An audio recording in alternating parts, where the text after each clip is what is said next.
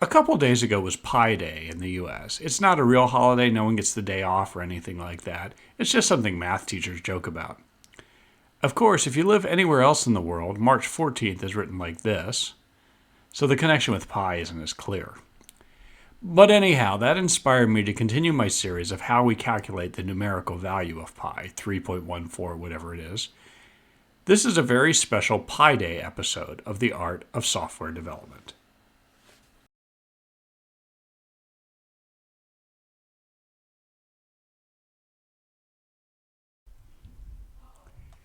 In a previous video, I showed how Archimedes calculated pi and went through the calculations in Excel to get numerical values. Archimedes was working in the 3rd century BC, so more than 2,000 years ago, and fundamentally his method is based on the fact that pi is related to the circumference of a circle. He approximated the circumference, got a number, and that number is pi. In this video, I'm going to talk about how Newton approximated pi. It's much later, almost 2,000 years after Archimedes, but still 300 and some years ago from today. Newton's technique is based on area. That shouldn't come as a complete surprise. Newton had invented calculus, so he knew how to calculate the area of things. We'll follow the same rules as in the previous video. All the calculations will be done in Excel, and we'll use only basic operators, plus, minus, times, divide, and one square root at the very end. And I'll explain as we go. The majority of the explanation only requires some advanced algebra, but there's one step where there's some calculus. So if you've taken Algebra 2, you should be able to follow 95% of this, and if you've taken first year calculus, you should be able to follow the whole thing. We're going to start somewhere that on its surface doesn't seem to have anything at all to do with pi. In a couple minutes, it'll become clear what the connection is, but for now, just bear with me, and we'll have the big reveal soon. Let's look at a function f of x, which is just 1 plus x, the quantity, raised to the nth power. We'll start off very concrete, so let n equal 5. So this is just a function. If we plug in a number, we get a number out. Like if we plug in 0, the term in the parentheses is 1, so we get 1 to the 5th, which is just 1. F of 0 is 1. If we plug in x equals 1, the term in the parentheses is 2, so the whole thing is 2 to the 5th, or 32, and so on. Right now, f is written in a form that makes its roots clear, but we could also multiply it out and get it as a polynomial. Let's do that. Let's go ahead and expand that out.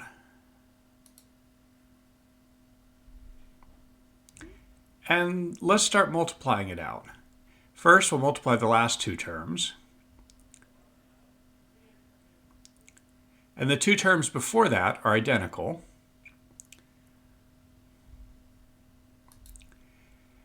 And now let's multiply the first two terms.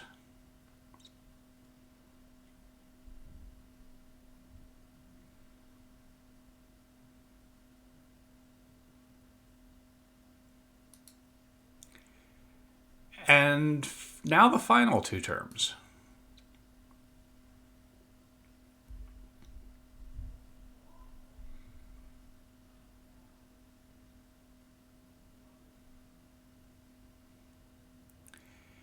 Now that we have this expression, let's set up our Excel sheet. Okay, so let's put a spot for n and a spot for x. And I'm just going to put x as 2 for now to make things easy. We can change that. And we'll go ahead and put our k here. And that'll be rows going down.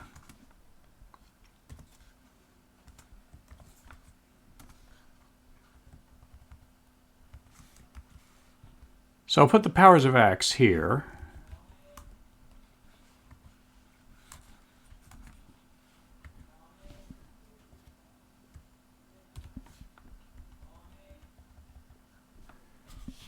And I'm going to use one of these Excel formulas with a dollar sign in it so it uses the same value each time. And if I copy that down, those are the obvious powers, 1, 2, 4, 8. So you can see it is multiplying the correct thing. And I'll put the coefficients here.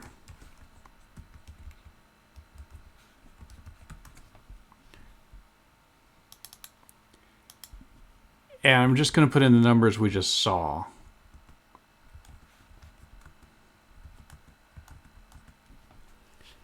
I'm going to put those as red for now, because we didn't calculate them. Those are just numbers we got. So these two things, the coefficient and the x term, have to be multiplied.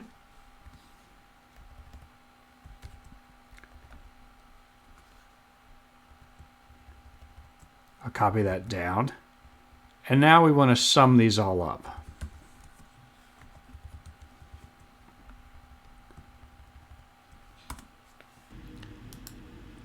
Okay, and so I'd put in 2. So 1 plus 2 is 3. 3 to the 5th is that. If I put in 0, it's just 1 to the 5th, which is 1. If I put in 1, then x plus 1 is 2. 2 to the 5th is 32. And whatever, I can put in any number I want here for x. All right, so now we have a very strange way of calculating 1 plus x, the quantity, raised to the 5th power. But what does that get us? Well, first off, let's generalize. If instead of 5 we use n, then the nth power of the expression 1 plus x is a bunch of terms of increasing x power, and each has a constant in front of it. And by the binomial theorem, those constants are given by n choose k, which can just be written as n factorial over k factorial times n minus k factorial. I'm not going to go into the binomial theorem anymore in this video, but if you're interested, leave a note in the comments and maybe I'll make a different video about it. This formula is how we're going to get rid of all those red numbers in the Excel sheet. Let's start by splitting it into two parts. The part that involves n and the part that doesn't involve n. And of course, if we multiply those two together, we get the original number. The 1 over k factorial part is pretty straightforward. We can add that to our Excel sheet. So let's look at the second part. What can we do with this? Well, let's start by writing it a bit more explicitly. The top is just n times n minus 1 times n minus 2 all the way down to 1. And I've been a little more explicit about the middle, right around the n minus k term. The bottom is just n minus k times n minus k minus 1 all the way down to 1. And so a lot of the terms cancel, and this leaves us with a simpler expression. Let's look at the first couple terms of that. So for the k equals 0 term, it's probably easier to see on the top form. That's just n factorial over n factorial, so it's 1. For the k equals 1 term, if you look at the bottom form, it starts at n and goes all the way down to n minus 1 plus 1, so just n. So the whole thing is just n. And then the next one gets the n minus 1 term, and so on and so forth. So let's go ahead and add the 1 over k factorial and this term to our Excel sheet. All right, let's add those two columns and calculate the coefficients.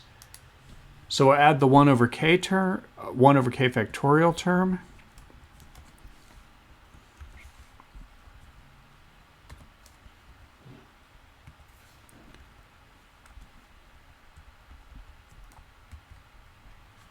The first entry of that is 1, and everything else we just divide by the k value. I'm going to go ahead and add a couple columns here. I'm going to add an n minus k plus 1. So what we saw is we didn't need that for the first thing. This should be n, which is just equal to that. And then it's going to go down by 1 each time.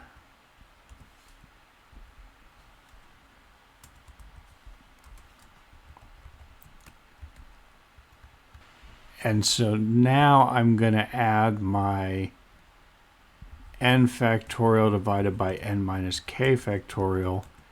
First term is 1, and each subsequent term is that term times this column. And so now if I multiply these two together, I'm going to keep the old ones for just a second. We'll make sure that they match. But if I just multiply these two together, I should get the same answer. Okay, and those match, so I'm going to go ahead and get rid of this. Oh, but I have to update these references so that they point to the new ones.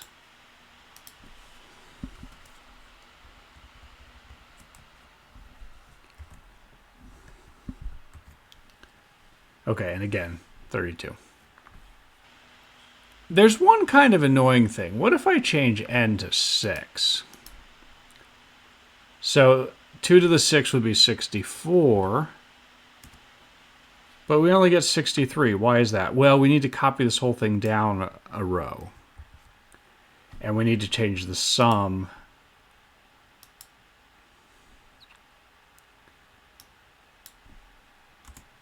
And that's going to be annoying. Well, what happens if I copy it down again, maybe by accident? Ah, well, this coefficient is just 0 because I multiplied by 0 here. And if I do it again, I've still multiplied by 0. So all these other terms will be 0. So instead of doing the sum just for as far as I need to, I can sum all the way to infinity. And I'm just going to pretend I'm doing that. I'm going to actually just sum to like 1,000 or something like that. But that means that I can change the sum. Instead of going up to n, it can go to infinity. And what will happen is that most of the terms are 0. Now here's where it gets really wild. Newton said to himself, what if n isn't an integer? Like, what if we plug in n equals a half? And what would that even mean? Well, something to the half is just the square root. So if we put in x equals 1, then x plus 1 is 2, and we're taking the square root of 2, which is 1.414. So this looks plausible. I mean, numerically it's not quite right because we only have a couple terms. We only have 11 terms. But if we kept going, we'd probably get closer and closer and closer. So it kind of works. And notice that before, when we had n was an integer, that these terms started going to 0, the coefficients. But now that the coefficients, now that n is a fraction, these will just keep going forever. They won't ever zero out. And since that kind of works and we get the square root of 2, let's see what happens if we do the square root of 3. So we would put a 2 in here, and that just blows up. You can see that each subsequent term is getting bigger and bigger and bigger. And so it's numerically unstable. So we have to keep this relatively small. So let's put back 1 and we'll make ourselves happy. Well, you know what? What's something I know the square root of? Like if I take 1.1 and I square that, that's just 11 over 10, so I get 1.21. So if I put x equals 0.21, the square root of that should be 1.1. And sure enough, spot on, that's what our sum gives us. So as long as this x isn't too big, this is a good approximation.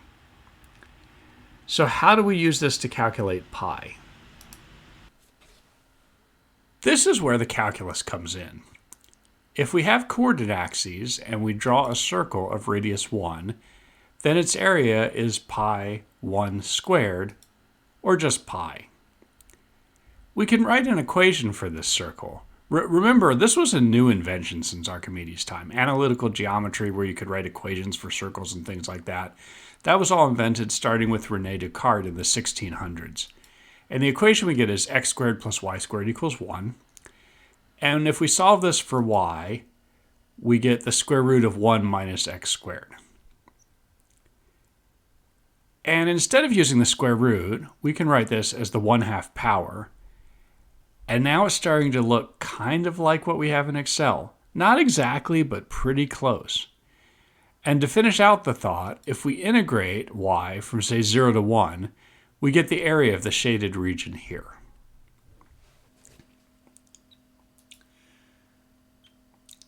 And that area, of course, is just pi over 4. Because the whole circle is pi, this is just pi over 4. We are really, really close now. We need to calculate this integral, and we have this series expansion, and we checked that it seems to work for n equals 1/2. But there's a little problem. We want 1 minus x squared, and we have a series expansion for 1 plus x. Well, that's okay. We can write 1 minus x squared as 1 plus the quantity minus x squared. So all we have to do is plug in minus x squared in our series expansion, and now we've got an expression for 1 minus x squared, on the left too, of course. And we can simplify that slightly by pulling out a minus 1. So now we just need to integrate both sides. The only thing on the right side that depends on x is the x to the 2k term. So you can move the integral all the way inside there. And that integral is really easy to do. It's just x to the 2k plus 1 divided by 2k plus 1. So we need to add a 2k plus 1 column to Excel and update the formula. All right, so let's go ahead and add a 2k plus 1 column.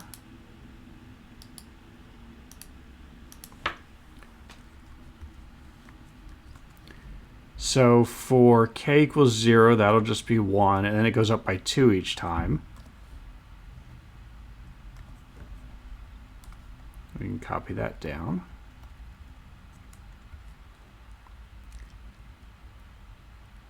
And we're going to need an x squared term, so I'll just go ahead and do that. I don't want to calculate that a bunch of times, so I'm just going to plug it in once. Okay, so let's change this. So instead of x to the k, it's x to the 2k plus 1. So the 1 term is just x, and then each subsequent term is equal to that times our new x squared term.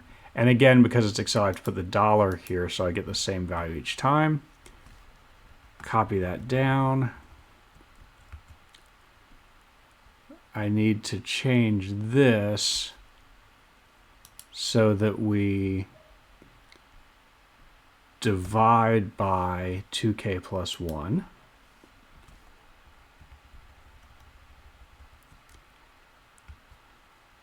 And we need to add our negative term. So negative 1 to the k. So to the 0, that's just 1, and it's just the negative of that each time. Minus that.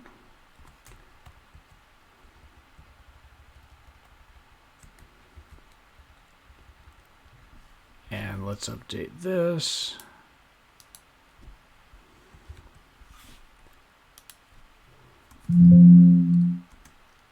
That's not right. F 5 times G5 times H5. Okay, and now the moment of truth. Let's change this to 1.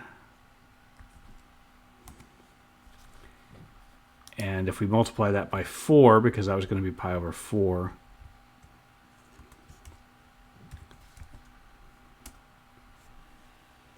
it's not exact, but that's kind of close. 3.14, it's plausible. We'll get better if we have more terms. But it takes a while. You can see that we're not getting a lot of decimal places very quickly. Like, maybe if I change the number formatting here.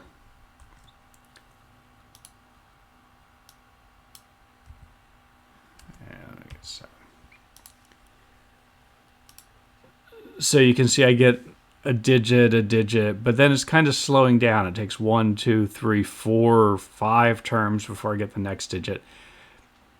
So this is where Newton's second big idea comes in. Now, instead of integrating from 0 to 1, Newton integrated from 0 to 1/2. And back in Excel, instead of using x equals 1, he uses x equals a half. And you can see that that converges very, very quickly. But what does it converge to? That's the question. And we need a little geometry. So let's draw this line from the center to the circle. And the shaded area is just the area above the line plus the area below the line. The line is a radius, so it must have length 1. And the bottom part is a half, because that's the limit we used for our integration. So the triangle on the bottom is just a 30, 60, 90 right triangle, which means its missing side is the square root of 3 over 2. You could have also calculated that by the Pythagorean theorem. So the area of this triangle is just a half base height, which is a half times square root of 3 over 2. Now the coordinate axes are 90-degree angles, so the top angle plus 60 is equal to 90, so the top angle is 30. And the top part then is just 30 360ths of the full circle area, which is pi. So there we go. Now if we just do a little bit of cleanup, the shaded area is the sum we calculated in Excel. 30 over 360 is just a 12th. And the term on the right is the square root of 3 over 8. So now let's move the square root of 3 over 8 to the left side and multiply through by the 12. And that gives us an expression for pi. All right, so now that we're back in Excel, I'm going to go ahead and add a square root of 3 over 8 thing.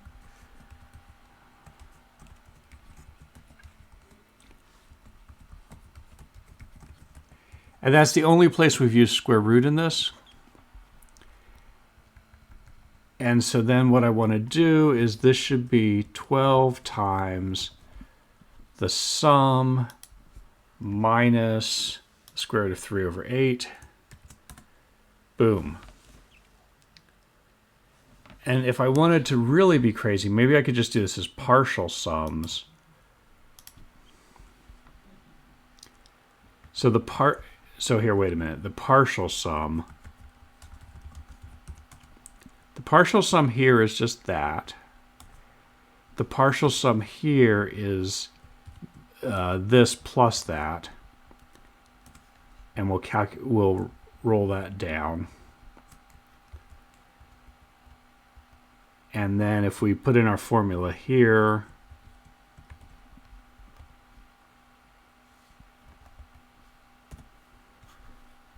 and this should be, again, a constant.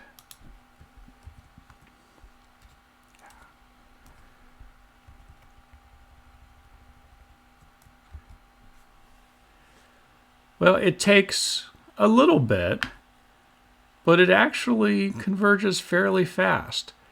Maybe I can add some more decimal places.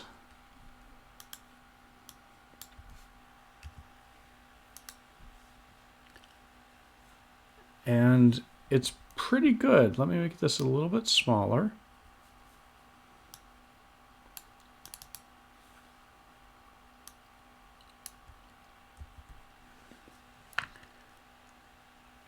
And that's converging pretty quickly. So there you go. That's how we calculate pi the way Newton did. It's a lot more build up with the math to it, but the calculation converges very quickly. I hope you've enjoyed this video. Please like and subscribe, and let me know in the comments how you liked it and if you like this sort of content. Thanks a lot. Have a good Pi Day.